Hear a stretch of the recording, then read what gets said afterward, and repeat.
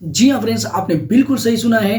अब आप दूसरे की टिकट पे यात्रा कर पाएंगे। दूसरे का टिकट लीजिए और ट्रेन में चढ़ जाइए और टीटी भी आपको कुछ भी नहीं बोलेगा। आपका टिकट देखेगा और आपका सीट देखेगा और आपको बड़े ही आराम से यात्रा करने देगा।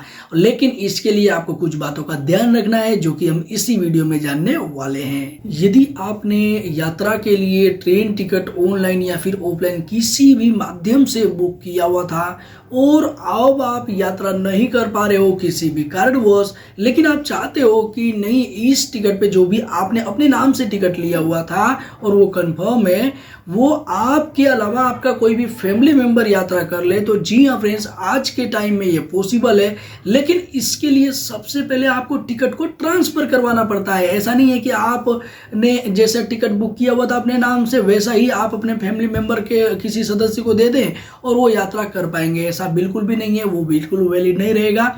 देखिए, ट्रांसफर करने का क्या प्रोसेस है, किन किन लोगों को आप ट्रांसफर कर पाओगे, कितनी बार कर पाओगे, सारा कुछ आज के इस नए वीडियो में जानने वाले हैं। तो देखिए, सबसे पहले तो मैं आपको बता दूं कि अगर आपके पास कंफर्म टिकट है, भले ही वो ऑनलाइन आपने बुक किया हुआ था या फिर ऑफलाइन बुक किया हुआ था या फिर किसी भी कोच में बुक किया हुआ था, स्लीपर में किया था आपने या फिर थर्ड एसी में, फर्स्ट एसी में, सेकेंड एसी में, जिस भी एसी में आपने बुक किया हुआ था, वो टिकट आप ट्रांसफ़र कर पाओगे अपने फैमिली मेंबर्स के साथ। और किन किन लोगों के साथ आप ट्रांसफ़र कर सकते हो, देखिए, पति पत्नी में आप ट्रांसफ़र कर सकते हो, माता पिता को ट्रांसफ़र कर सकते हो, भाई बहन को ट्रांसफ़र कर सकते हो और बेटा बेटी को ट्रांसफ़र कर सकते हो।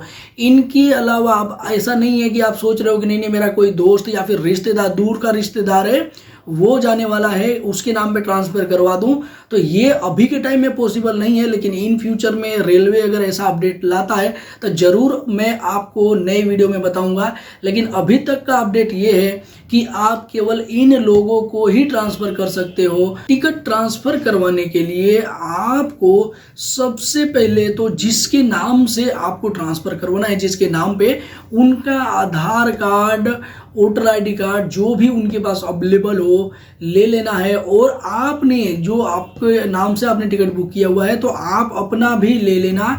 और उसके बाद से आपको नज़दीकी जो भी रेलवे काउंटर है, रिजर्वेशन काउंटर है, उस पे आपको चले जाना है। और उसके बाद से टिकट भी होना चाहिए आपके पास, जो भी आपका टिकट ट्रांसफर करने वाले हो आप, उसका भी प्रिंट आउट आपको करवा लेना है। ये सारे डॉक्यूमेंट ले जा करके कम से कम 24 घंटे पहले आपको ये सारा प्रोसेस कर लेना है, यानी कि जमा करवा लेना है।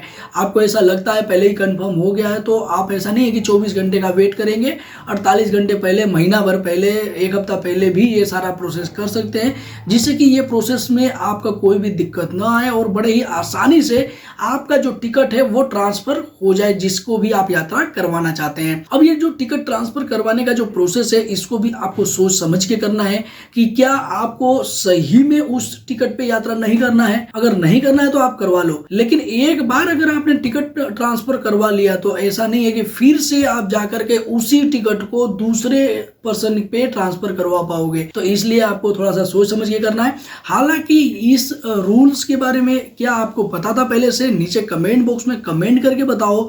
और आपको और भी कोई डाउट्स है तो वो भी नीचे कमेंट कर देना। अब हालांकि मेरे हिसाब से रेलवे का ये रूल्स बहुत ही अच्छा है, क्योंकि काफी भीड़ भाड़ टाइम में जब भी आपका त्योहार आते हैं उस टाइम आपको लगभग टिकट मिलता ही नहीं है। कुछ स्पेशल ट्रेन भले ही बीच बीच में चलाई जाती है, लेकिन उसमें भी टिकट मिलना बड़ा मुश्किल हो जाता है। तो इस कंडीशन में भले ही आपको एक बार रेलवे स्टेशन जाना पड़ता है, फिजिकली डॉक्यूमेंट देना पड़ता है, लेकिन कम से कम कंफर्म सीट तो आपको मिल ही जाती है। क्योंकि देखिए, अगर आपके केस में अगर आप किसी ऐसे टाइम में यात्रा कर रहे हो जिस टाइम में बहुत ही ज़्यादा सीट अवेलेबल रहती है, तो उस टाइम में तो आप फिजिकली जाओगे, डॉक्यूमेंट सारा कुछ दोगे। इससे तो अच्छा है कि आप ऑनलाइन टिकट को कैंसिल करो और दूसरी टिकट बुक कर दो। लेकिन जिस टाइम में आपको टिकट ही नहीं मिलता है, उस टाइम के लिए बहुत ही बेटर ऑप्शन है। फिर भी आपकी क्या राय है इस पूरे रूल्स के बारे में, आप अपनी राय नीचे कमेंट बॉक्स में कमेंट करके बता सकते हैं। इसी के साथ मिलते हैं किसी नेक्स्ट इन्फॉर्मेटिव वीडियो में। तब तक के लिए जय हिंद, जय भारत, वंदे मातरम।